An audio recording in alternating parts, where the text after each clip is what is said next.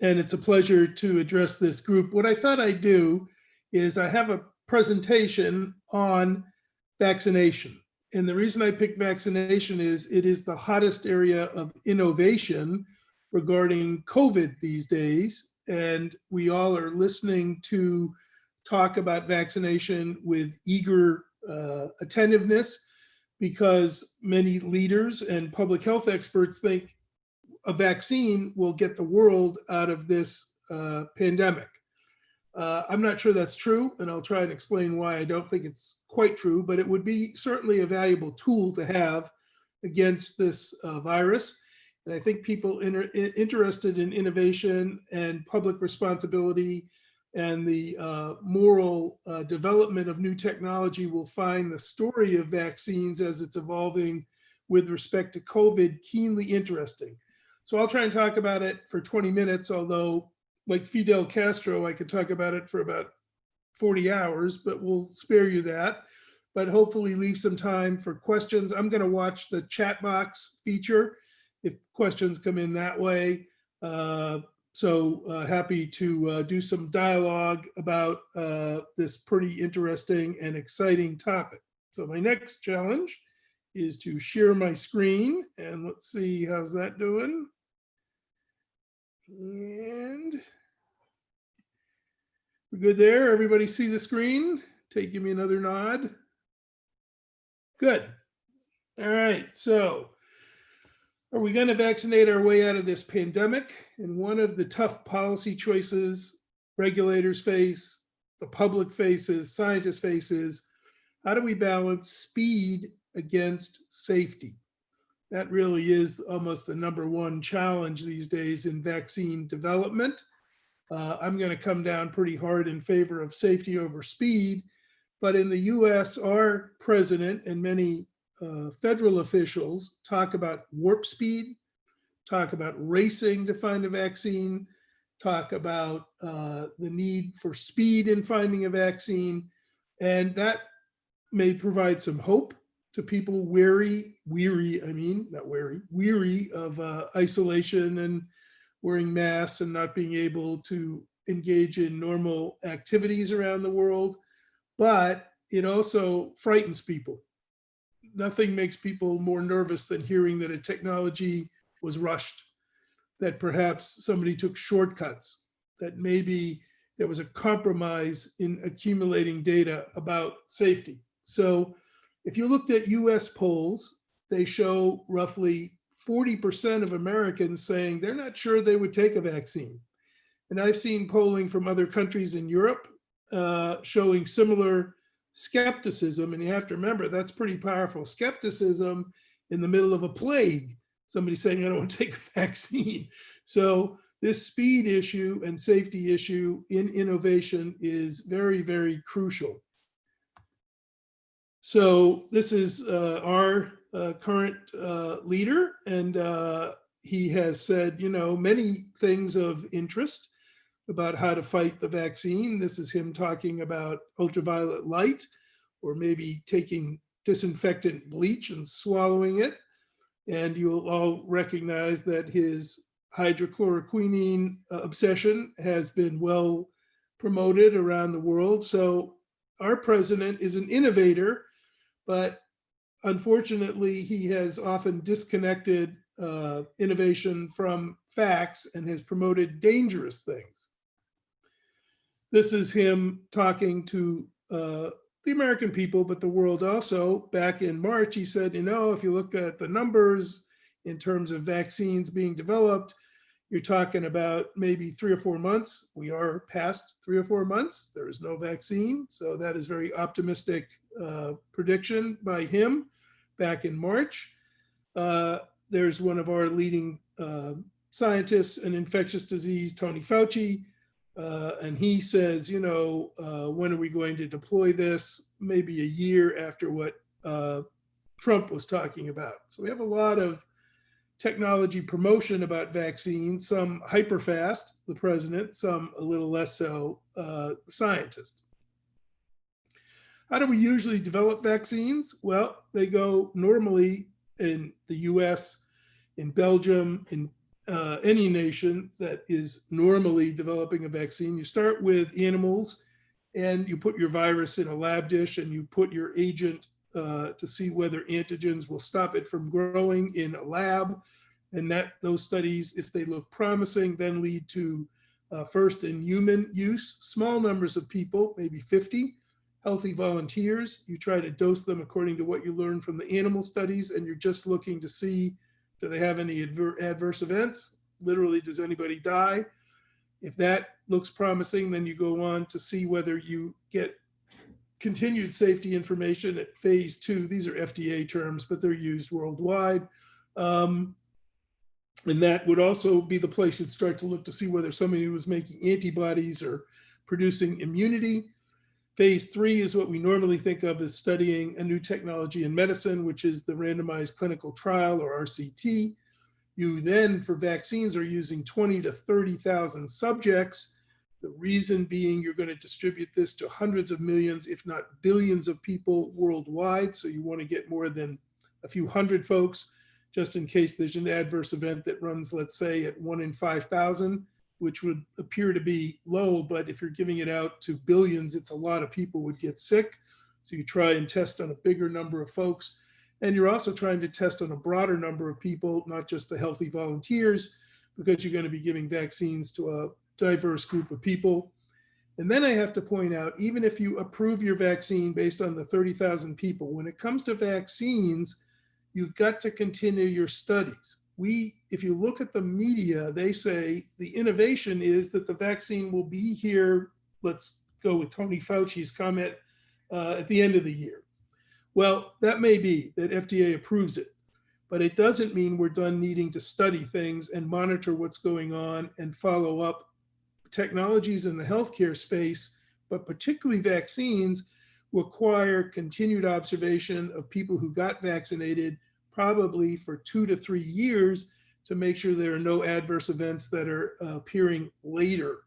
So even if someone says we have a vaccine by the end of the year or early next year, my comment is we don't until we've had it out in the field, given to hundreds of millions of people, and been able to determine it's still safe, even giving it, let's say, to children or pregnant women or elderly people.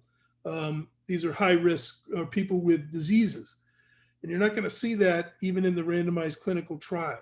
So to be clear, when somebody says we'll have a vaccine end of 2020 or early 2021, they're really talking about approval by the regulators, not by reality of distribution of the vaccine to the general public. Some of you know Russia announced it had a vaccine. This was good news if you're looking for a vaccine fast, but it's actually a ridiculously horrible way to innovate. And I just want to point out how not to do innovation. Going to have to get that phone silenced. So if you looked at what they did wrong, when Putin announced this week that Russia had a vaccine, first, there's been no published data about the vaccine whatsoever. You want to see safety data, even in early stages, those phase 1 and 2 things I was talking about with small numbers of people, you expect to see publication of data. They didn't do it. No consent. They didn't tell us how they consented people to be exposed to the vaccine, basic ethics violation in developing any drug or vaccine or healthcare innovation. No review by a research ethics committee or IRB. Some independent group should be eyeballing the study to make sure that everything's okay. Didn't do that. At least they haven't reported that they did it. No plan for long-term follow-up. Remember what I just said about needing to watch things when they get into the general population. Even if you got something and they basically announced they had a vaccine based on a 50 person study. It's absurd. And they didn't tell what they would do if somebody got hurt or claimed to be hurt from early exposure to this experimental vaccine. And weirdly, they made it available to cronies of Putin, including his immediate family, reportedly. So that is not the way you move forward in sort of studying vaccine. You don't offer it to your pals and buddies or the military or some group. You're trying to be able to follow it in a biologically representative sample, so we put it that way. So all of those features are bad ways to innovate. We don't want to do it that way. This is just a quick slide. I'm going to run by it very quickly. It just tells you the usual time period historically to develop vaccines, and you're going to see that most of them take 10 years. Now, not all of them have, but to recruit 30,000 people, well, excuse me, to come up with a vaccine that actually works in animals in a significant way, and then recruit 30,000 people, study it, and then submit the data to the regulators so that they're satisfied. Most vaccines that we have been in a, I don't know, the shortest one I've ever seen is 5-year framework. Now, it is true that there are 160 or more research groups around the world looking for a vaccine. We've never had innovation done that way. These vaccines you see on the slide were innovated by 1 or 2 research teams. So the whole world is hunting a vaccine at the same time, and that may speed the process up. But for those who are looking, as Trump was, for a vaccine in months, there's absolutely no way that could happen if you did responsible research. If you did it the way the Russians are doing it, yes, but I don't think anybody would trust. I wouldn't take that vaccine, and I certainly wouldn't recommend it to anybody else. So here we have, if you will, let's call it special issues about how to speed up, if you will, vaccination. And what I'm going to call this is a challenge study, and it's an interesting ethics angle on innovation. If we want to go faster than that 30,000 person situation, we might decide to make a weak strain, a pure weak strain of the COVID virus, hopefully one that wouldn't make you as sick, but would still produce an immune response, and then deliberately infect people who volunteer to be infected by this agent after we give them the experimental vaccine. If you do this, you don't have to wait for nature to infect people. The 30,000 person standard way of doing it, I vaccinate people, let's say in Berlin, New York, and Atlanta, and I managed to recruit 30,000 people who say they'll take an experimental vaccine, but then I'm waiting for nature to infect them to see whether they do better than people who didn't get the experimental vaccine, and that can be pretty slow. Let's say in Berlin, they do a good job tamping down the virus. In New York, they do a middling job and the virus isn't quite as present. And in Atlanta, it's all over the place because no one will wear a mask or socially distance or do good public health behaviors. But it means that a lot of people aren't going to get infected. And so we can't figure out, is the vaccine working that fast? That's called the attack rate. If you deliberately give it to people who volunteer, you might be able to do it for 500 people and get an answer as to whether this thing works quickly. So one issue around innovation is not to do it like the Russians did, which is just to give it to everybody after you gave it to 50 people and you didn't publish your data. Here, it's to deliberately infect people, probably younger people who you hope don't get sick with a weak version of the virus, who've been exposed to the experimental vaccine. Get the data out. You're going to watch everybody because you're going to put them in a facility right next to a hospital, by the way, in case something goes wrong. And then you're going to get an answer in months rather than years as to whether that vaccine is likely to work. Doesn't mean you can't continue your big 30,000 person trial, but you're going to get information back quickly. And let me add, if your first vaccine candidate fails and doesn't work, you're set up to do it with the next one and the one after that and the one after that. I'm predicting that the first vaccine candidates out there from the US, from England right now, and even one in China, are not going to work particularly well. So we'll probably want to continue vaccine research for a while. Some people obviously are going to say it's unethical to try and innovate with speed with a challenge study. You can't deliberately infect people. Do no harm is a big code of ethics restriction. So the risk would be too high. The speed, while nice, isn't that big. And who's going to volunteer to be in this kind of study anyway? You'd have to be crazy, the critics say. Well, I'm going to respond to that by saying the risk of getting the experimental vaccine is not small. It can go wrong. The risk of getting a weakened version of the virus is something, but if you're not in the group of people in the challenge study, there's still a chance that you're going to get infected by nature without the experimental vaccine, people are dying all over the world at a high rate, and the economy is shut down in many parts of the globe because the pandemic is out there. So great damage is being done, even if you don't do this. While you're waiting, a lot of people are suffering. The speed is great. If we can move from vaccine candidate to vaccine candidate, once we set the model up, we're ready to test again and again, new experimental vaccines. And I believe the subjects can consent. You just have to make sure that they understand what's going on, what the risks are, what we don't know, what long-term risks might be. There's a website called One Day Sooner that already has signed up 35,000 volunteers just in the US to do a challenge study. We probably only need 500, so I think we could probably get them to do it. All right, well, let me sort of wrap up my remarks by going just down a list of things here that shape innovation in the old-fashioned way. If we're not going to do a challenge study, okay. But let's take a look here at what still remains as obstacles to getting a vaccine, innovating our way out of this plague using vaccines. The first is success. I've already said. The odds of getting a first out of the box, very strong, great vaccine, first try, pretty low. You may have heard about Moderna's vaccine. It's using a genetic engineering model to create a vaccine, and that's great, and people are very excited about it. Throughout history, no one's ever made a vaccine that worked out of that technology. So while people are excited about it, it's one that may not pan out. And we have no vaccine for HIV.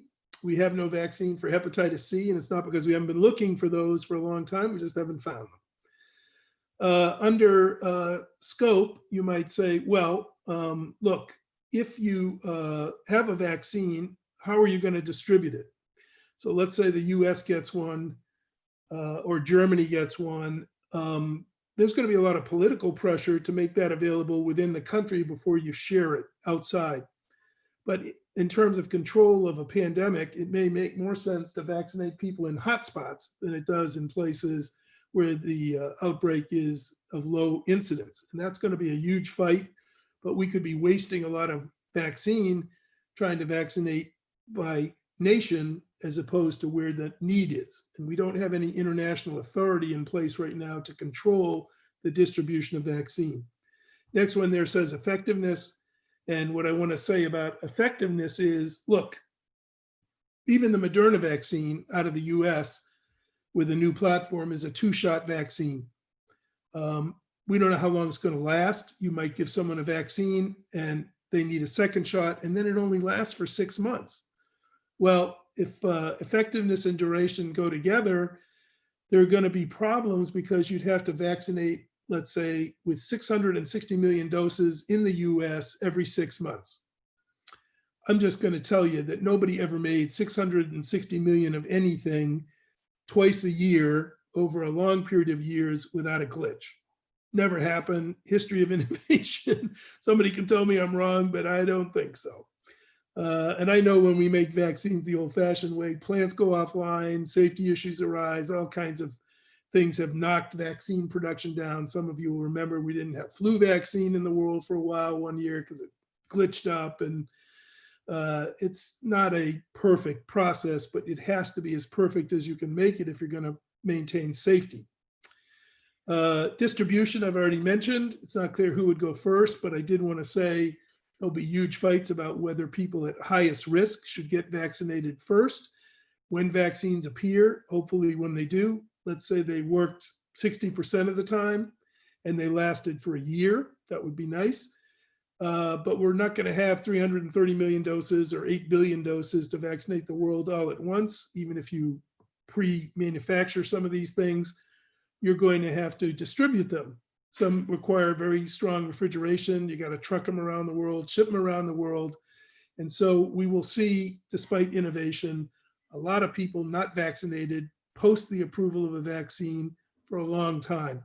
And that's why I said, I don't believe that we're going to vaccinate our way out of this pandemic through innovation by next year. And I'll end by restating why. Even if we don't do the challenge study approach to speed innovation, We just do it the way we're doing it now with the randomized trials of 30,000 people. We don't know, A, whether we'll find a vaccine. Even if we do, it may not work effectively for everybody. Older people traditionally don't respond well to vaccination, flu vaccine, and so on. Their immune systems are less effective. Newborns, by the way, don't respond well to vaccines either. They don't have a developed immune system. You may get a vaccine that requires 2 shots to be effective, but it only lasts for a limited period of time, say 6 months to a year, like flu vaccine right now. That's a huge challenge to distribute that around the world. Vaccines will come out on a limited basis, even if you try to make as many as you can. They require refrigeration, they require shipping, they require trucking, they require vials, they require needles. There's going to be a lot of people who aren't vaccinated next year, even if we have an approved vaccine. And then we'll have a fight about whether we should use these vaccines within countries first or share them around the world, as WHO and the UN try to argue, to maximize their effectiveness. But politically, I don't know if that's going to work. So let me stop there, see if we have any questions coming up in the chat room. And so Art, maybe I'll start the sure. Q&A. So you started about distribution towards the end, and this is a more general question related to the idea of care.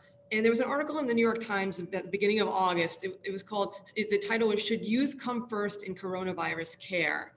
And there have been discussions around the world about whether age should be part of the equation when deciding how to allocate medical resources, including vaccinations, but in other things. What's your opinion on this issue?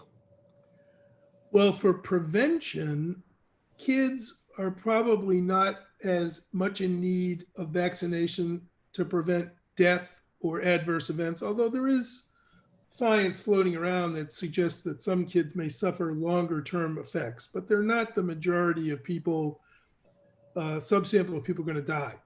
They are, however, very important for spreading the disease. They give it to their teachers, they bring it home to their families if they go to school, they can give it to their coaches if they're playing sports. So basically, you're trying to prioritize prevention of death versus controlling spread.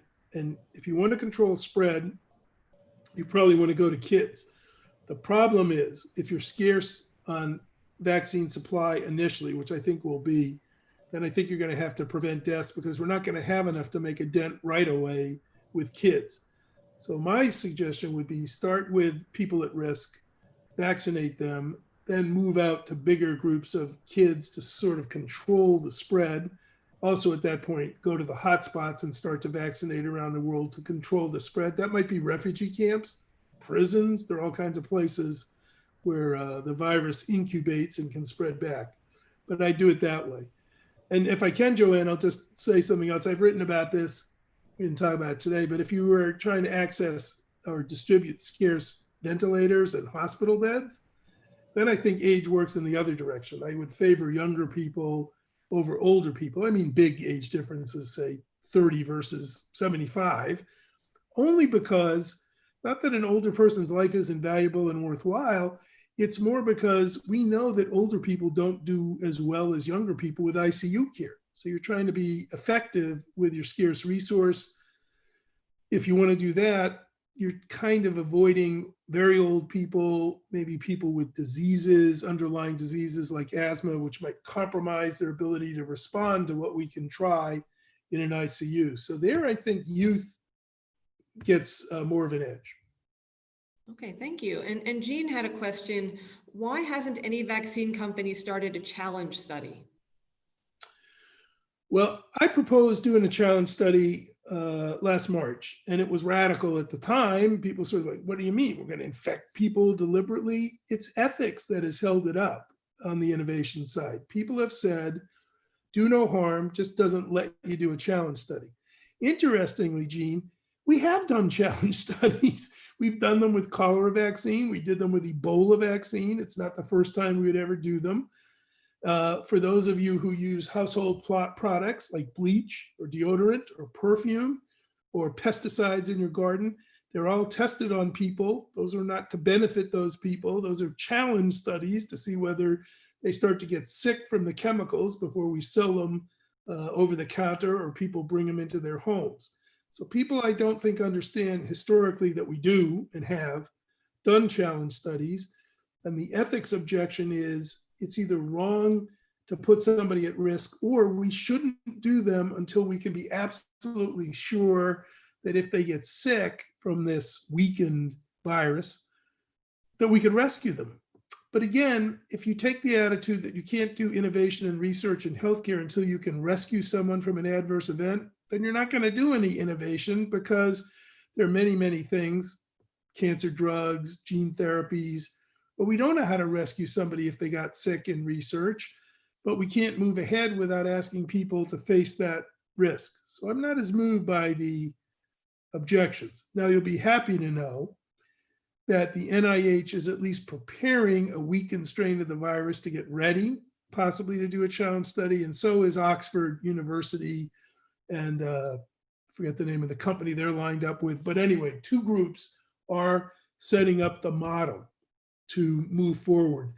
I think we're going to see it because, again, if we got first out of the box success with a new platform vaccine, I'd be happy, but I'd be surprised.